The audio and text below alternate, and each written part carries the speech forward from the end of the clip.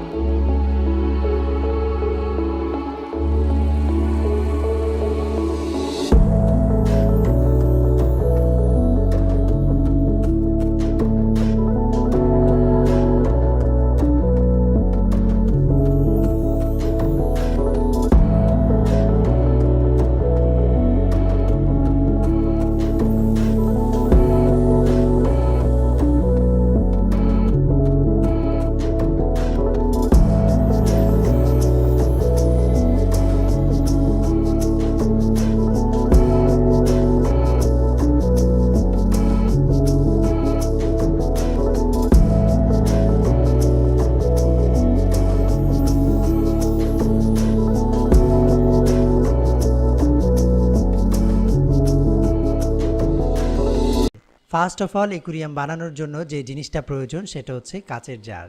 আপনি কাচের জার যে কোনোভাবে নিতে পারেন। অনেক বাজারে গোল আকৃতির কাচের জার পাওয়া যায়, অথবা আপনি 2 ফিট 3 ফিট অথবা এর চেয়ে বড় ফিটেরও আপনারা চাইলে অ্যাকুয়ারিয়াম ব্যবহার করতে পারেন। বেটার হয় 2 ফিট অথবা 3 ফিটের অ্যাকুয়ারিয়ামই বেস্ট।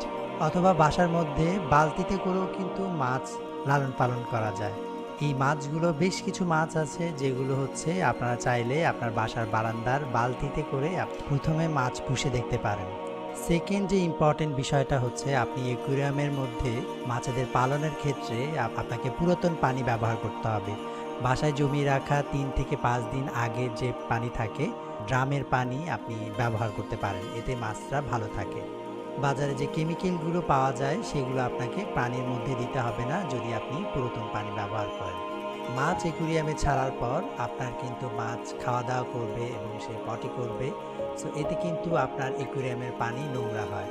সো আপনি যদি একটা ফিল্টার কিনে নেন, যেটা বেশ অনেক টাইপের পানির ফিল্টারগুলো পাওয়া যায়, সেক্ষেত্রে আপনাকে কিন্তু 1 থেকে 1.5 মাসের মধ্যে আপনার অ্যাকুয়ারিয়ামের কিছুই পরিষ্কার করতে হবে না। আপনি ওই ফিল্টারের মাধ্যমেই আপনার মাছকে সুস্থ রাখতে পারবেন এবং লালন পালন করতে পারবেন। আরেকটা গুরুত্বপূর্ণ জিনিস হলো, মাছ কিন্তু অক্সিজেন নেয়ার জন্য পানিতে হচ্ছে পাম্প করার প্রয়োজন হয়।